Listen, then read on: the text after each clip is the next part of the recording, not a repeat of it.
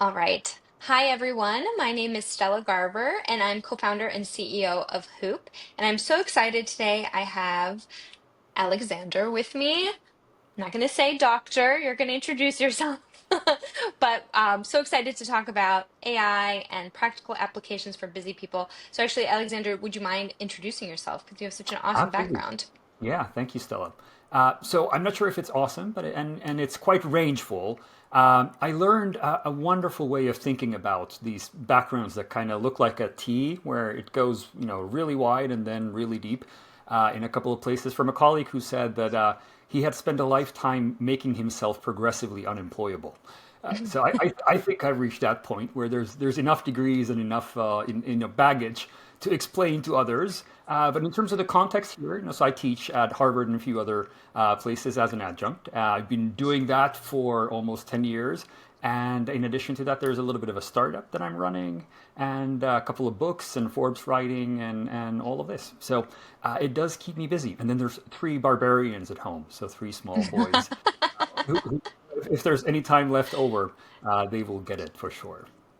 I've got some barbarians of my own, so I get that. And you're developing a course or a couple of courses, but AI for MBAs is the one that was Correct. piqued my interest. So, all right, let's just get into it. You know, AI is everywhere. It's pervasive. The thing that I encounter from so many people is that they feel like they want to use it more or better, and but they just don't know how. So, what would Mm. be the starting point for people who want to get more value out of AI? Yeah. Yeah. I have thought about that quite a lot. I've written about enterprise adoption as well as just CEO adoption and end user adoption. And with the startup, we're running a few projects that actually have everything to do with AI adoption across the entire organization. And I'd say the first and foremost is the simplest, right? You shouldn't pay McKinsey $1 million for this. You just have to get started. You have to get practice. You have to get restarted quite often too.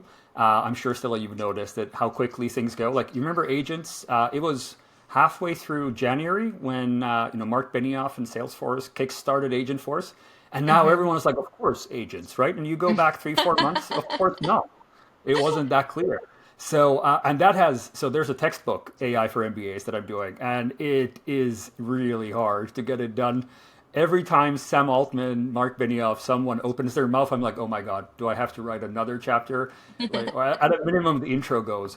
So I'd say that's the first part. Like, just you have, it's not even getting your feet wet. You have to get started. There's so much you can do. You can create these fun Pixar, versions of your family members, even if you can't use it for the enterprise. And then you just have to, kind of keep abreast with what's happening. This is a very democratized revolution, isn't it? There's so much that just an individual person can do with AI, where you don't need a course. There are courses. Harvard has quite a few. MIT has a great one. You can, pay for someone to tell you what it is.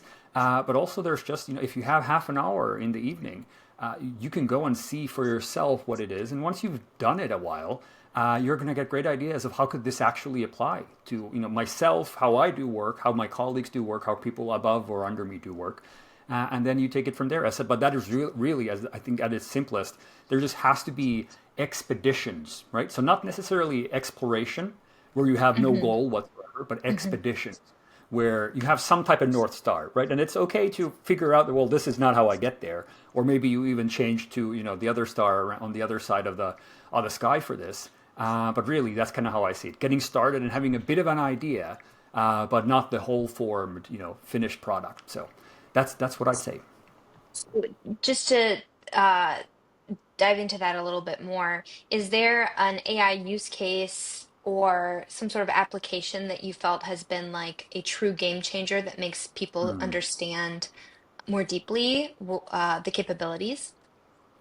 Yeah, I'd say there are game changers, but whether people understand them yet, that is a different question.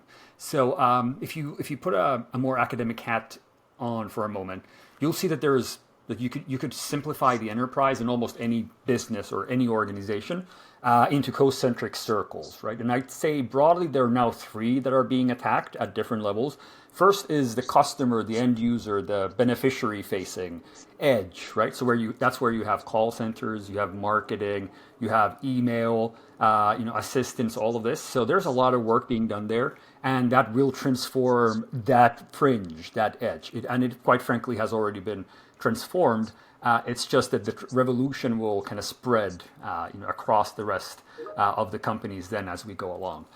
The second is a little bit towards the middle, where you have these kind of day-to-day processes where it might be, for example, how do we actually organize the work in our teams? How do we get that tracking done? How do we is it sticky notes on Miro or is it Hoop? Whatever it is, there's a lot of work happening there too, and that takes a little bit longer. And then the biggest game changer is the core of an organization that, quite frankly, you could reinvent, but a lot of companies are not. And they're not in a position to upend everything how they've done it before. And it's a big ask, right? And we've actually seen a lot of companies fail over the past decades. Where if you remember Kodak, they created the first patent for digital imaging, and they weren't the one to make it happen because that's not the business they're in. And there's a Hmm. wonderful on the innovator's dilemma on exactly Hmm. how a lot of companies who you could expect to be in the best position to reinvent the game changing core, they actually Hmm. don't have incentives to do it. So we're going to Yeah. see that happen in the coming decades, but not yet. So it's funny, I remember doing that case when I was in business school, and I think the thing that's really hard is like there's hindsight bias where you're like, oh, of Mm, course, Kodak should have known better. But at the moment, they didn't know, and mm, maybe some people there did. What can an organization do, especially at a time when there is so much rapid change? Like, how do they understand, and even individuals, like what's worth the hype and what mm. should be ignored? Yeah. There are a couple of books people should read, right? So again, Okay. the Innovator's Dilemma, I think, is it. Lisa Bodell's Kill the Company is another. And then I think everyone who is in charge of a company should know what skunk works are and how they work and how important it is to understand that if you yourself don't question the core of your business, someone else will do it. And they might be 21, fresh drop out of college with no baggage. And for them, the low margin of the disruptive technology is a high margin because they have nothing before. And so I said Hmm. again, it's fully understandable. And in fact, that's what a board wants a company to do. You want to focus on what's making you money. You want to focus on the high margin, the current customer, and disruption is not easy. But we've seen it time and time and again. You had Nokia, BlackBerry, Kodak. You Hmm. could go on, right? And so there's a real fear at the moment that what will happen to Google search, right? If they were not going into AI based search, if they hadn't leveraged that as quickly as they did when Perplexity came out, my goodness, right? Like there Hmm. was and there still is a risk that search and how we interface with knowledge will look different, and we might not have Google be what it is.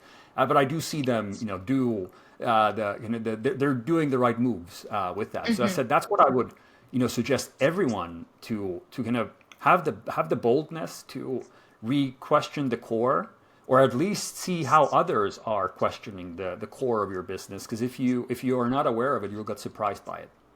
Yeah. So how do Google, obviously, Kodak, these are Nokia, big companies that have a lot of resources. For people who are at startups or smaller businesses, how should they think about their core value offering, but also rising to the challenge of, the speed of innovation right now? Yeah. No, quite frankly, I think that it's much easier for them, right? It feels that it isn't. But I said, given how democratized AI is, so still, if the two of us wanted to recreate Salesforce, right? It would take us now, Hmm. what, three long weekends with Lovable and Hmm. maybe $10,000 of extra help maximum, and someone who helps, understand how to deploy something like that on AWS or Azure. So Hmm. it's so much easier. And that kind of gets to the big point. So when we first exchanged emails, I thought that the most kind of the silliest, dumbest, but also most fundamental thing I can say from my own experience, and now that I've interviewed more than 400 CEOs since last year, so I've spent my Fridays very productively. I do nothing else. There's not even a lunch break. I absorb as much as I can from as many CEOs as I can, and there's a there's often a lack of an idea behind making all of these things happen. For a startup, I have seen a lot of founders tell me how often they had to pivot. Right, it was pivot number 9. Right, it was pivot Yeah. number 20. There was a very different idea, a very different team, but just an abstract level idea of, well, I want to do X, I want to succeed. Sometimes it's that simple, and so I think that's the key driver, right? Like to even have an idea in the age of AI, right? Everyone can press a button, pay Hmm. $20 for Sam Altman, Hmm. and start Hmm. coding, right? Hmm. So then the great differentiator is really who comes up with the idea. What type of an idea is it? Is it good or bad? Well, the market will tell you, right? So if there's pull, if you can sell it, then it might be a good idea. There's some founders who who've told me also that you can chase the just revenue that's not worth it for a year. So you can sometimes get fooled by early sales. But I do think at the risk of sounding a bit naive, nowadays it is that simple. So you really need that idea. You need the MVP Steve Blank's writing has never been more on time and on point as it is today. And then just Hmm. finding someone willing to pay for it as soon as possible. If you don't within a month, what's stopping you from just trying something else within the broader category of what you're trying to do? So I said all of that. Imagine selling that to a board that's already making money. It's not going to Yeah. happen, Right. right? So Right. that's why again, like if a founder that's at the startup or seed A level, they have so much more flexibility. They have more forgiveness from their funders and their team. And it's I said like they're agile in ways that the big companies they can't unless they dedicate someone in the skunk works to actually work against the core of that company Hmm. and then either spin it off or and I think Hmm. Amazon is another good example, right? Like who would have thunk back in the day that AWS makes them all this money? It makes no Right. sense, right? Imagine selling that to a venture capitalist today. I will start by selling books, but in 10 years, I will make billions of dollars with servers. Okay, pass. Hmm. Makes no sense. Hmm. But that's Hmm. how life works. And it Yeah. can only work because you're an upstart. And obviously, there's a lot of flexibility at the top of Amazon and was and still is. So, yeah, I think there's just a lot of lessons if you pay attention and look at how people So leverage their ideas. I'm curious how you think about, if it takes us just 3, 4 weeks, or sorry, weekends and $10,000 to build Salesforce, how should startups be thinking about their own longevity or how they build a moat or some of the more Mhm. traditional sort of business strategy Yeah. things? Yeah, absolutely. And here's I'll add nuance. I think Salesforce version 01, right? So it's Yeah, pretty right. hard. They've loaded themselves quite far, but the core offering, what they launched with, I think it's fair to say that you could quite quickly come with something you could sell to someone with that. I'll default to what I tell my students and what I hope for my 3 sons, right? So as everything becomes more and more democratized, if you think of the playing field getting level, right? So the returns to being a top BCG or McKinsey partner who's worked and lived, breathed this for 20 years are being driven down because, you can just click deep research and Right. get something that's 95% of the way. So what I pray for my students and for my sons is that they have a little bit of that extroversion in them, right? They can be introverts, but I hope that they feel comfortable faking it, and I hope that they feel comfortable selling themselves, selling ideas, selling someone else's idea, making connections, and emphasizing the part that is going to make all the difference. So if everyone has AI, which it seems we Hmm. have more or less the same AI capabilities very soon, the only differentiator is what the human on or in the loop brings. Hmm. And so then humans play with humans. Well, we play with people who we like, right? So there's going to be a lot of dividends for startup founders and enterprises on just having people who connect.